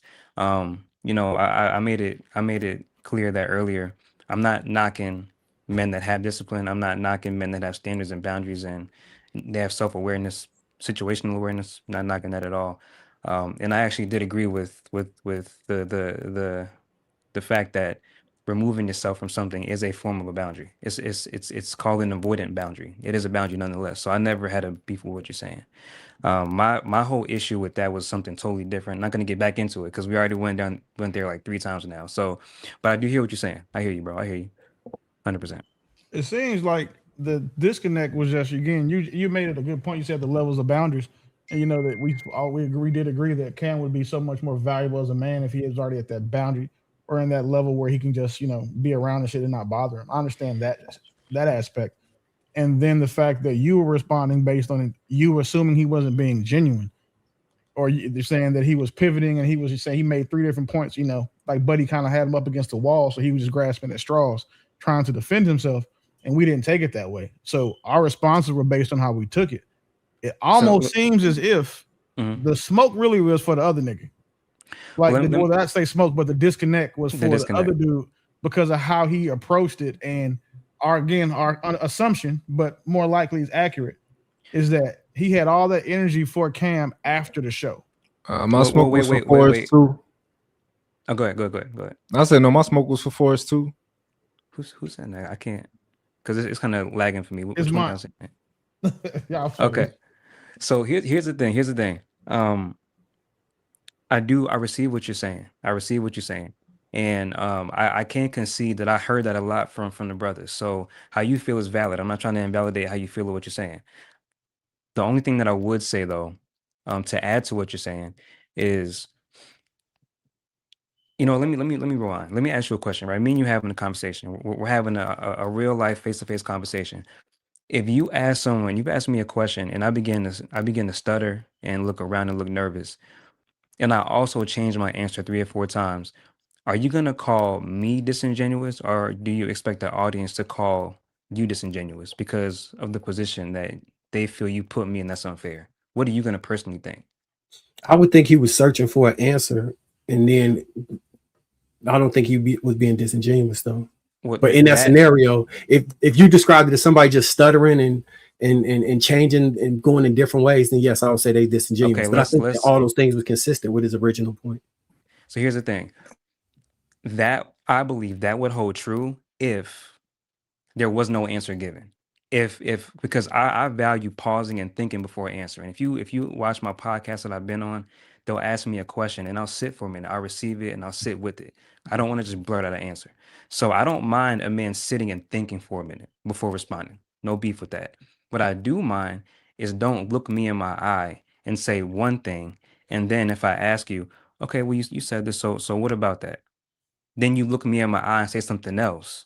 Then I said, well, it's not that. Okay, so then what about this? Then you look me in the eye and say something else on top of that. That is disingenuous. I don't care what combo you're having. I don't care what realm you're in, arena you're in, whether you're in court, whether you're talking to a family member, your wife, your brother, a loved one. Anyone that changes their answer that much is not being genuine. Can we get specific about where the change in the answer? Yeah, that's what. Yeah, I didn't get that. Okay, we can do that. So first things first. For him to say I don't have any platonic friends. Okay, that was the first answer. Okay. The second thing he said was, I don't keep friends platonically. Right? Now there's a difference there. The third thing he said was, well, you know what? I don't have friends at all, period. Can you point out the difference between how you interpret those two things he said? I don't have platonic friends. Now I don't keep platonic friends. Very different. I don't have platonic friends means I don't have any platonic friends. I don't keep platonic friends means I have friends, but I don't keep them platonic forever. That's where we have a disconnect. Yeah, that's an interpretation. No, it's not. Those are definitions. Keep and have are two different things. Yeah, so you're saying it as if he absolutely meant that I have friends, and at a certain point they transfer out of platonic. That's not a fact. That's how you interpret what he says. It's also possible that he said, yo, like, I don't keep platonic friends, meaning that like I don't have platonic friends. It can mean that also. It can, but I don't. So respectfully, I don't go off of assumption and interpretation. I go off of what someone says. No, you have to go off interpretation. Because I don't. Even word definitions is how you words have different definitions. We can be too sometimes to a fault. I think if someone was to say, I don't have cigarettes, and I don't keep cigarettes, it would be interpreted as the same thing. So I think there's an interpretation disconnection here because we, for the most part, most of us understood what he was saying and didn't see a difference in the two answers. So that's why I asked specifically, where did we see the disconnect, to figure out where you found that there was a misguiding there. So for the sake of the conversation, real quick, for the sake of the conversation, so we can move forward, I'll concede that y'all are right. Does it change the fact that he still changed his answer twice then? Because first he said one thing, then he said I don't have no friends at all. Can we move forward in the conversation? I'll give y'all that. I don't think we can say that he changed his answer though. I think you're paraphrasing. He specifically said, I don't play those games. No. He literally said, I don't even have lady friends. He literally said that verbatim. But he said, after saying, he didn't say I don't have lady friends though. I don't think he said that. I think he don't play those games. Can somebody play it? I think he did say that, but it was all continuations of the same. I don't think it was all continuations of the same thing. I don't have any money on me. Or no, I don't have any money. I don't have any money on me. I don't have any money in my account. they kind of the same thing. Even though I'm saying three different things, it's the same thing. Like it's at the end of the day, the bottom line to wrap it all up was I don't play them type of games. So I mean, we're not really on. Okay. Let me pose this: if we all felt like he was being disingenuous, do you think that we'd even be having this conversation, or do you think that we'd have been in agreement with the message? Well, I don't know, because like I mentioned, I don't enjoy speaking on assumptions or inferences. I was asking the people. I'm talking about my bad, but not you. I'm asking everybody that was actually in the conversation that when we responded to your video. Like, so if we thought the same way that you did, like if we took it the same way, I'm asking them, do they think that we would still be having this conversation, or you would have had the same reaction that we had initially? If we thought he was being disingenuous. No, I can concede. Who is this? Just be. I can concede. I'm not always right. No, I can concede. And if they're telling me something, I can concede. Oh, bro, stay out the comments. Advance the conversation. Like, don't pay these comments. Don't pay. Don't read the comments. Don't pay these comments. Don't read the comments. Not on Tuesday. Not on Tuesday. So what I was going for is malicious intent too. Like, so manipulation is just skillful navigation, right? Mm-hmm. Now it could be negative or positive through that intent. He wasn't really navigating that skillfully. He was trying to answer in real time and then adding on to the thing. I don't think it was like you ascribed malicious intent, but you were saying he didn't know if he was actually being malicious or not, because that part was confusing me. No. My thing is this. I don't know what the intent was. All I'm looking at are the actions. If I'm having a conversation with you, Mr. White, if I'm having a conversation with you and your answers keep changing, I'm gonna continue to ask, why are your answers changing? I think that's a fair action or response to take. Absolutely. So now, since it's fair to observe, is it also fair to call out?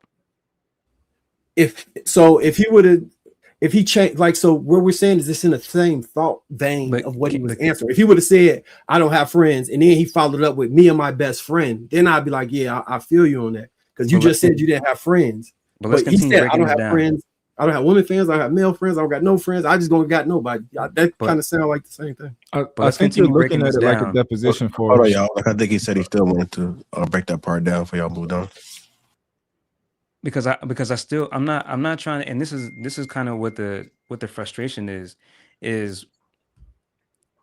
it's very difficult to have an honest conversation about certain things because people get caught up so much on the example of what we're talking about.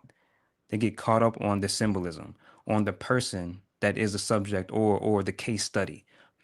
Let's get off of Cam for a second. You just admitted if someone gave you 2 different answers, 3 different answers, no matter how many different answers, it's fair to ask why they did that. Then I asked you, is it okay to also, since it's fair to pay some attention, is it also fair to call it out? That was my question. I don't think you answered that. So that's why my answer was if it was out of the same vein. That's why I used the I don't have friends, me and my best friend example. What we're saying in totality is even though he didn't word it the same, he essentially was describing the same meaning as what we were deriving from it. When you say different answer, right? Are you saying that somebody just using different words to describe the same answer? Or are you saying like they're giving you an answer that literally means something different? They're giving me an answer that literally means something different. Okay, because to me, what he said, it doesn't mean anything differently then it means the same thing, but I think that you're interpreting it differently. Like if I said I don't have any money and you say, yo, let me get some money. I said, yo, I don't keep any money. You can interpret that as you mean that you have money and then you get rid of it, or you can. Go ahead. So I just want to make sure I'm understanding what you're saying, and all the brothers collectively, I want to know if I'm tripping. Are y'all collectively saying that I don't have any platonic friends? I don't have any woman friends at all, period. Are we all saying that's the same exact thing? That it's just the same thing? I think there in the vein of no, well, not exactly, because so they're different things. We're looking at the context. It doesn't take. It's not redactive of either statement. They're not the exact same thing, but they don't conflict with the previous statement at all. Okay. So Especially in the context of the conversation that they're having. If we were to just look at those two sentences on a piece of paper, yes, but in the context of the conversation that they were having, he was trying to explain the same thing multiple different times. Okay. Wait, I had a question. Do men typically respond to your content in this manner? I'm sorry, content judging by the comment. Yeah, I'm asking Forrest, do men typically respond to your content the way that this was received, or this is just a one-off? No, actually, a lot of the men that follow me love the content I post. I've had many takes and many views that I put out there that they had no problem with that sounded very similar to this. Okay, so when I say similar, if you had to give a percentage, if you had to give a percentage of men that follow you or just come past your content in the comments that are for your content, what would you say the percentage versus not for your content? I would say about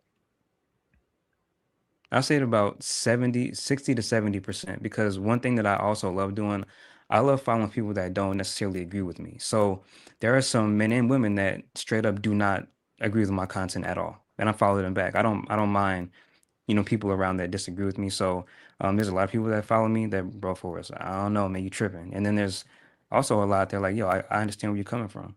That's all. Trey, what was your question? Hold on. So I asked him if men typically react to his content in this manner, because he right now, Forrest is saying that typically 70% of men agree with your content, right? Is that accurate? Right. Well, I didn't. I heard him speak on who he follows. Did you hear that? No, it's reciprocity. We follow each other. Okay, but not even fellow content creators. I just mean like comments, audience. Yeah, definitely. Okay, about 70%. Okay, so but you're saying 95% of people agree with this, disagreed with this as far as men. You said 95% of men disagree with this. So then I guess you just chuck it up to bad messaging at this, or bad message for one, or a one-off bad message. Because if 95% of men receive it this way, but they typically don't, then you must have missed the mark. Right, just on this one as a one-off, and that's what I would chalk it up to, because everybody had a completely different interpretation from what it is that you said versus what you meant to convey. This is what I think. This is what I think, and I love you said that, bro. Here, this is what I think, and I think is true for both genders. Both genders do this. I think with certain messages, they might hit so close to home that you're responding almost as I'm talking to you. Because a lot of what was said tonight, even about boundaries, about you keeping lady friends, about platonic friends, about all these different things, each of you likened it to your own personal experiences. So what I think about this video, I think a lot of men felt like, bro, that's how I move, but I move like that, not because I'm manipulative. I move like that because of X, Y, and Z. And it is an actual integral reason. And you calling it unintegral and you saying that I'm virtue signaling is wrong. And so I think you might want to put that back in the drafts, because that's not true. I think a lot of men responded like that. And then when I heard this convo, that's why I was listening so much. I was listening for someone, but not someone, but I was listening to y'all's responses. And a lot of it was personal experience. A lot of it was what I've seen. A lot of it was my wife. A lot of it was survival mode. Not knocking it. I never said it was wrong. I actually championed y'all for that. I just think it's interesting that when I get those responses, the minute that I say, okay, it could also possibly be this, they're like, oh, no, I can't. You wrong, bro. Nah. If we saying this, then nah. So you're intolerant to anything else, but you want someone to absorb your messaging wholeheartedly. You know what I'm saying? Even with the friends thing, it's just like, so that's all I'm saying. That's all I'm saying. So all right. I'm gonna preface it with this. I'm 100% manipulative. I can be manipulative all the time, and I understand people being manipulative. I think manipulation isn't a bad thing. If you read the definition, you can be positively. It just shocked me when you said it. It took me back a little bit. But yeah. So I have no problem admitting when I think something is manipulative. I, in this instance, did not think that he was being manipulative. But what I'll ask you is, in the conversation that you were having, what was, if you remove him in this specific scenario out, what was the larger conversation you were trying to get to? Maybe that's a better question. Yes, he wasn't here for that. So my whole thing was, it was interesting to me that Cam said one thing, but it really was something different. That's all I was calling out, is that y'all, when someone says something, be mindful of how they say it, ask enough questions. And I think it's responsible. Like, we're all responsible for growing and exercising that muscle in our brain that allows us to know how to ask the right questions and have the discernment to dig a little deeper. Surface level answers only get you so far, but a lot of people settle for surface level answers. That's why a lot of people get led astray. They get manipulated. They get done dirty because no one's asking the right questions. No one's asking the right questions. So that's all I was saying. And that's what I ended my video with. Y'all, be mindful of people that say certain things, and you don't have you have to learn how to ask the right questions. That's really what my whole message was about. Now, if I focus too much on the Cam part, or I piloted the message in a way that made men feel like I was attacking Cam, or I was being manipulative, or I was sounding feminine because I was reading definitions, which is crazy to me. Like, if I did that, then I'll hold that L. I will. Because I'm not above reproach. I'm not perfect. I'm not that kind of guy. I'm really not. I love being challenged. I love the conversations like this. I love it. But it's interesting though that when I try to tell people what I really did and I can back it up, they're still trying to attack me as though I did something I didn't do. That's my thing. Forrest, I think that, so I can't allow you to take that position without challenging you, because please, I think that you were simply wrong with the video. I think that, and I think that it can just, if we watch it, we're not gonna do it now, it'll take up too much time, but I think that we can like literally point by point say where you like just disregarded certain things that he said. And I just think you were simply wrong. And I think I agree with your point that like a lot of times people should be able to say like, oh, you know, I can be wrong, and you know, I think that I'm right, but I could be wrong, right? But however, if somebody's literally, if it is a 2 + 2 is 4, right? Like, and you still want them to be like, oh, you know, sometimes people, you're just wrong, right? And I'm not saying that that's, you know, this situation, but I do feel strongly that when you watch that video, you misinterpreted a lot of the things that he said. And you, not that just only that you misinterpreted it, but you solidified like, oh, this is what he means, and this is what I'm going to say, and this is what I'm going to attack, because my misinterpretation is what he means, if that makes sense. Well, I think he's entitled to having his own interpretation, like we all are. I give him that. But from what it seems is we've identified where the disconnects are. Right. From my point of view is he should have been the nigga that was interviewed, not the other dude. Like, it should have been him, because then he could have asked the right questions. Because I see where you're saying how you were disingenuous, how you took it, because you, like you said, you're a definitions guy. I understand where Mont's coming from, saying like, you know, that you were just wrong because, but what that does is when we're saying that he's wrong, it just takes away his I say right to have his own interpretation of it, the same way we had our own interpretations about what he said. Like, you know, the fact, you know, for me, from my personal stance was, you know, he said something that was adjacent to pandering. Like, he had his messaging and the way it was packaged was very, very reminiscent of panderers, Yada, you know, the Poppy Chulo nigga. It was very, very adjacent to those guys. However, when he explained it and explained that he took it from, he was just saying, hey, you just being disingenuous. Like, you're saying one thing, but really mean another. And then trying to package it off as him saying, you're saying that you're doing this because you have this intentional choice that you're making to not be around these women, when it's just not, it's just a lack of discipline on your part. That makes more sense than what we heard when we first watched the video without that added conteect. Like, I can't take that from him. I'm just going off of the video. So right now, yes, he's saying something different. Yeah. Yep, it's cool. You can, you know, but I'm just strictly going off of the video. And when it came to his, like when he said, oh, you know, I apologize. I can take that if I sounded like I was doing this. Like, no, I don't think you sounded like anything. I think you were doing something, which is why that's all I'm saying. Like, I think that you did something that I think your position was wrong. So I think that it's important that I don't allow someone to say, oh, you know, maybe like, no, I think the position was wrong. So that's all. Or respectfully, you know, allow me to do something. You know, and I'm not even going to debate your point because it's feelings. When I say allow, I can't make you do anything. I mean, like, allow you to say something without me speaking up. That's what I mean. I understand.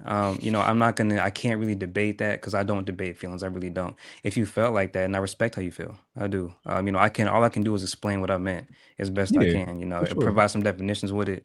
That's really it. But, you know, hey, more respect to you, man. More power to you. Yeah. And I respect, I respect what you're saying that you mean now. And if we can just acknowledge, if you acknowledge, like, oh, these are the words that I said. I said he was manipulative, and these, like, But I respect you saying that, like, oh, maybe it didn't come out the right way. Cool, yeah. I can't say all that. No. There I we think go. what we So can that's- agree. I think what we can agree is that there is. It's a first level form of defense to say I'm just going to avoid it, and there can be growth on his part, but I can't necessarily fault him for taking the avoidance route. It's like Willie said, it's risk mitigation, and that's fine. Can I ask y'all a question? Can I ask y'all a question? Did y'all see the video I made 2 videos earlier? No. Yeah, 2 videos earlier where I think I broke down a video that a woman made about her being married. I'm sorry, being engaged and then waking up one day and changing her mind. Did y'all see that video? I didn't see it. Let's just break it send down. it to me, and I'll go ahead and put it. Send it to me. Let's just we can play. I mean, we could play it, but it's kind of long. But would y'all have the same fervor, the same zeal from me with that video as this one, or is it simply because y'all feel like I was pandering to women? Because that's really what let's call a spade a spade. This is really what this came off as, and I know y'all feel like that because that's what the language meant. I don't think that's me, fair. Me and Mont usually get accused of being the panders or simps, and we don't agree with you at all. Like that's the thing. Like, I know you probably thinking like in the space of men disagreeing with women. I'm trying to figure out the way you said the pandering the women part. I'm letting you know that me and Mont usually get accused of being away towards women, right? Or being overly empathetic. And we're both hearing it the same way, is what I'm saying. Like, to answer your question is no. We wouldn't have taken it as you pandering, because a man holding women accountable to men who hold themselves accountable doesn't seem like it's not an issue. So if we watch the video of you talking about the lady, and I know the video you're talking about, I just haven't seen your reaction to it. But in that video, if you're holding her accountable or pointing out the logical fallacies or how that's unhealthy behavior, I don't think that any of us would have taken away unless we just disagree with the why behind your message. And I don't think that any of us can speak to it because I'm probably the only one that's seen the other video. So, and I haven't seen yours. I saw it too. So I can't necessarily answer it. All I can say is that we probably would have not had the same reaction, just simply off the fact that you were talking about a woman. And I don't think that you pander. I've already, I seen you and Will, and it's my homie. I didn't see y'all. Hey, I don't think you pander. I just think you happen to be wrong on that video. So I don't think you were being disingenuous. I think that you heard something that maybe I don't think was said. As far as the way you interpreted what you've heard, and I just thought you were wrong about that particular perspective. But I don't think you pander. Okay. I know how niggas can think you pander for sure. I know how they can come to that conclusion. Yeah. But me too. Yeah. For sure. Okay. Respect. All right. Yeah, man, you should have interviewed that nigga, and we should have had the other nigga on the show tonight. Like, not that anyone talking to you. That would have been so performative, yo. He'd have had performative mic drops. He'd have man, that shit don't work over here. Rage quit. He'd had a performative rage quit, and then he would have posted it on his page like, "Yeah, I'm defending y'all." Who y'all talking about? Who? The dude who actually interviewed him and then did the sneaky slick shit on the back end. Well, okay, about that. So it's been reported that he said all that to Cam's face. About him. And Cam has the interview. And Cam hasn't confirmed it though. So Cam ain't said a word since. It's like the shit with Ja Rule today. He said that he clocked Tony Yayo on the flight where they was beefing. Ja didn't clock no Tony. Exactly. So, until the other side confirm it, I don't take. You know what I'm saying, I'm not gonna give him no weight for it because it was super, unfortunately, feminine to wait until after this dude left to want to talk shit. But I would definitely support you having a conversation with Cam, and then we can get Buddy to come over. I wouldn't even say that that's really the biggest issue with that video is framing that men don't like women because they think of a certain thing. That's the main problem. Right. That's dangerous, poisonous language. We are driving a wedge between two genders based on logical thinking because one would in general not think a certain way. that is dangerous. So that would be the dirty macking part, because you're literally usurping the community that needs to come together. If you have that much power, it's okay to speak in a less volatile form towards the folks that's supposed to be coming together with the folks that are watching you. He brought up our daughters and how you don't like, and that's the next part. That is called emotional manipulation. Because it's emotional anchoring. Yep. Yeah. If you use daughters and wives and mothers, now you're forcing me to put them in a particular position or situation where I would be talking about women that I would be attracted to. That's a false equivalent. But at the same time, you get other women to view themselves as wives and daughters and mothers of, daughters and mothers of these dudes that would be attracted to them. So you're driving a wedge. You're not actually bringing people together. And it seems like it's for profit. Like I said, dirty macking for pussy profits. Yeah, his content comes off significantly more pandering than anything else. I knew there was a certain group of men who didn't like women due to like past heartbreak and mommy issues, but the amount of men I'm learning actually hate women, like truly despise women, yet y'all still label yourselves as heterosexual, blows my fucking mind. The fact that you can't see the first life you ever depended on was a woman's. Grown-ass man with daughters and wives, being unable to view them as anything other than objects, will never sit right with me. Y'all saw me on Cam Newton's podcast, and I asked him, Cam, do you have any platonic relationships in your life? It was a rhetorical question. You know why? Because 40% of Cam's staff that was in the room that day for that conversation were women. Niggas in the comment section like, at least he's self-aware and be aware enough to know you just disrespected all of them. Telling them, if you do not serve me, I do not see you as a human being. Niggas like, he just standing on who he is. This lady gonna respect that. Imagine being that woman.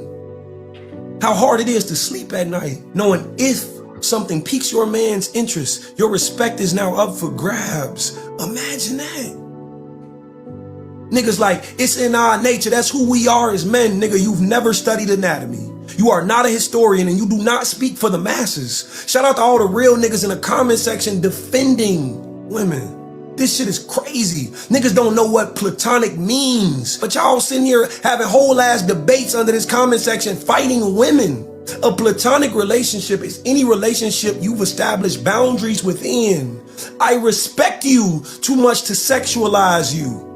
You niggas just can't admit you have no self-control. Your woman will respect you more for not attempting to avoid fire, but extinguishing it, the thought of it for her.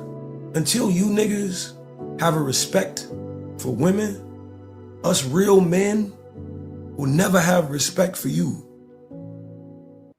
Yeah, you need to bring that video. Come on, man. That video was crazy. That was crazy. Like, if Derek Jackson stopped taking steroids and got on Ozempic, it would be that nigga. Like, what the fuck, bro? Like, that shit is just obvious. Like, you lie.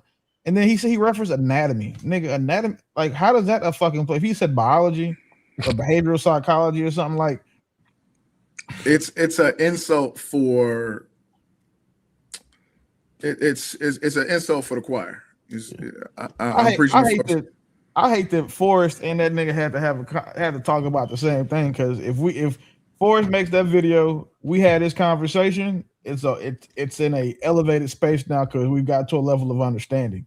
That other nigga, we don't even respect him, like, because the only type of men who do that are the ones who dirty mac for pussy profits. Yeah, like, we don't respect niggas like that. So Forrest is cool, he respectful, he was willing to take part of a healthy discourse and do all of that shit. So super shout out to him. Yeah. We got to get that other nigga over here. Yeah, I'm curious what Forrest disagrees with that he said or he agrees with. I'm curious on. He already said he did. He said he agreed with some of it, but he didn't agree with the same thing we don't agree with. Okay. Yeah. Mm-hmm. So I think that guy is talented, right? I think that he's like a preacher. I think that he has whatever skill that a preacher would have. I think that he teeters. Yeah, like he can, like he sound like he's telling a poem every time he talks. Yeah, he's compelling, but all of that is it's pandering and it's all performative. Like I can't stand it. I saw the interview. I couldn't stand it. Every time this nigga talk, it's like he knew it was a camera on him. Like when he was like, you see, like he always started everything that he said like he a pastor. Like judging by that video and the original video of him responding, I would say he is more manipulative than Cam has ever presented, and it's negative manipulation. He even tried to triangulate and make men look at women like so. Like y'all called it out, all the stuff y'all called about him comparing two things that are false dichotomies between the women we would date, our mothers and sisters. And then he tried to set him up, and it was a rhetorical question. So you asked him, did he have platonic friendships with women who were there because they work for him? Then said he doesn't respect the women that work for him because they only work for him. Mm-hmm. Right? Then tried to draw a line around it's a boundary. All I meant by boundaries is, people you respect and you have lines you won't cross. But then made that he conflated boundary with friendship, or he conflated whatever that was that he was saying with friendship. Like he was jumping in and out of the right and wrong like double dutch to try and make a point and sway women to his side. And I get his point earlier about men. It's some of the stuff online. I'll be like, bro, hey, y'all niggas, especially the fresh fit, y'all can't like women. Like, God damn, y'all be tweaking with this shit. I'm not fighting with women. I don't got no. I normally ignore this shit. Like, man, she over there. I'm not. If it ain't my wife, my sister, my mama, if she over there tweaking, I'm not about to sit in here and engage and fight with her all day. Let her go be about it. You know what I'm saying? I'm not one of them dudes. And I'm looking at him like, bro, you tweaking. That's too much. You doing the most. But I think both of them niggas some boy lovers. They hate women too much, bro. You ain't no way you can hate women that much and still like women. They like even find them physically attractive. Like I don't get that. But for like when we're talking about like just this is everything. So we have understanding now of where Forrest is coming from, right? We understand his points, and we've said we found common ground that we can connect on as far as bridging the gap between the disconnection. So that's useful. There's not enough conversation in this language or the next, in this lifetime or the next, that will make us have the same outcome that we have with Forrest with this Mahershala Ali looking nigga. Like that'll never happen. Like there's not enough discussion we can have unless we just rewrite or rework the way that we all think and believe. Because what we thought Forrest was doing, this nigga really did. Like, there is no context. Well, I have a hard time seeing. Let me not be so definitive. I have a hard time seeing any additional context or nuance that can be provided that will make anything that he said make sense. And then when you look at his content and you look at the types of people, like there's a saying, hey, what you boo doesn't bother me when I've seen who cheers for you. If you look at the type of women and people who support his content, it'll tell you that everything you need to know about why he's doing it. And I hope he's getting to a bag. I really do. I hope everybody up here makes money. Whatever content you put out, I hope Forrest, I hope you start just having, you're saying 7-figure months, all your videos do 1 billion views. I want money for everybody. But for like when he starts getting his money, the best part about when panderers get a bag is they lose it every time. So that's what I don't wish for Forrest, because I have to be honest. I have no intransigence about any belief I have. So my belief beforehand was that what you said was pander adjacent, and I thought that may have been the intention because of based on how you worded, how you packaged it, and how similar it sounds to other women who pander to women and other men who pander to women, right? So I'm saying no problem admitting that part. For this other nigga, there is no movement. There is no movement that's going to be able to be had there because he did that shit on purpose. Like, and it's obvious that he did it on purpose. Now Cam ain't never gonna talk to Forrest. He done fucked it up for all the like the niggas like that. You know what's crazy? The thing that I respect about Cam is that a lot of his guests, they come on and he knows he's gonna get a lesson in some kind of way. Like he invites bona fide intellectuals onto his platform. That's something I respect about Cam, because a lot of people that have podcasts and platforms, they bring people on they know they have an intellectual edge over. Cam doesn't have that spirit to me. He talks to any and everybody, and the people I have seen him talk to, they have real depth. Like they're not surface level. So Yeah, that's Cam's podcast is it's entertaining, and I got some gems from him myself, but I don't think I messed it up for the brothers. I think Cam he gonna invite y'all on one day. No, the bull messed it up for you. He messed it up for you. Oh, I ain't tripping. I never been pressed about not talking to no man, so I mean I ain't tripping on that. But who knows, bro? Who knows? Man, you see how easy it was to have a group of men have a conversation? All the interruptions, all the sneak dissing, all the hyena shit. Like, boy, if nothing else, this is an example of that. All right, we're gonna go ahead and we did have a couple super chats. LD also remember 499. That true. My people said they know you from West Hollywood. West Hollywood. 15. What? I gotta dip out. Real quick. But I'll be in the comments. Yo, thank y'all for having me. Much love to All right. y'all. I appreciate you. Appreciate it. Forrest, man. I wish y'all go ahead and look them up. Forrest, for clarity, you didn't agree with us. You just said agree to disagree, right? Why you gotta drop a No, if we had time to go through the full video, it would have to. You're not letting it go. Who's this? Monty not letting it go. No, I'm gonna get that submission. If we did the full video, I'm gonna get that submission. Boy, I'm gonna come back on. We'll talk about it some more. The jujitsu way. All right, Forrest. Make sure y'all support the brother, man. Thanks for us pulling out too much. Appreciate you, sir. Most definitely. Thank y'all. We got Big Banner 44 15 499. I'm sorry, Hank. If she not funny, she only gets 10 minutes. Then True can be her friend. That's some nasty work.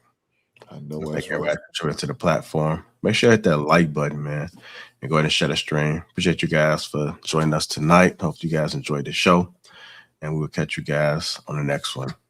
Make sure y'all support everybody on the panel as well. We out.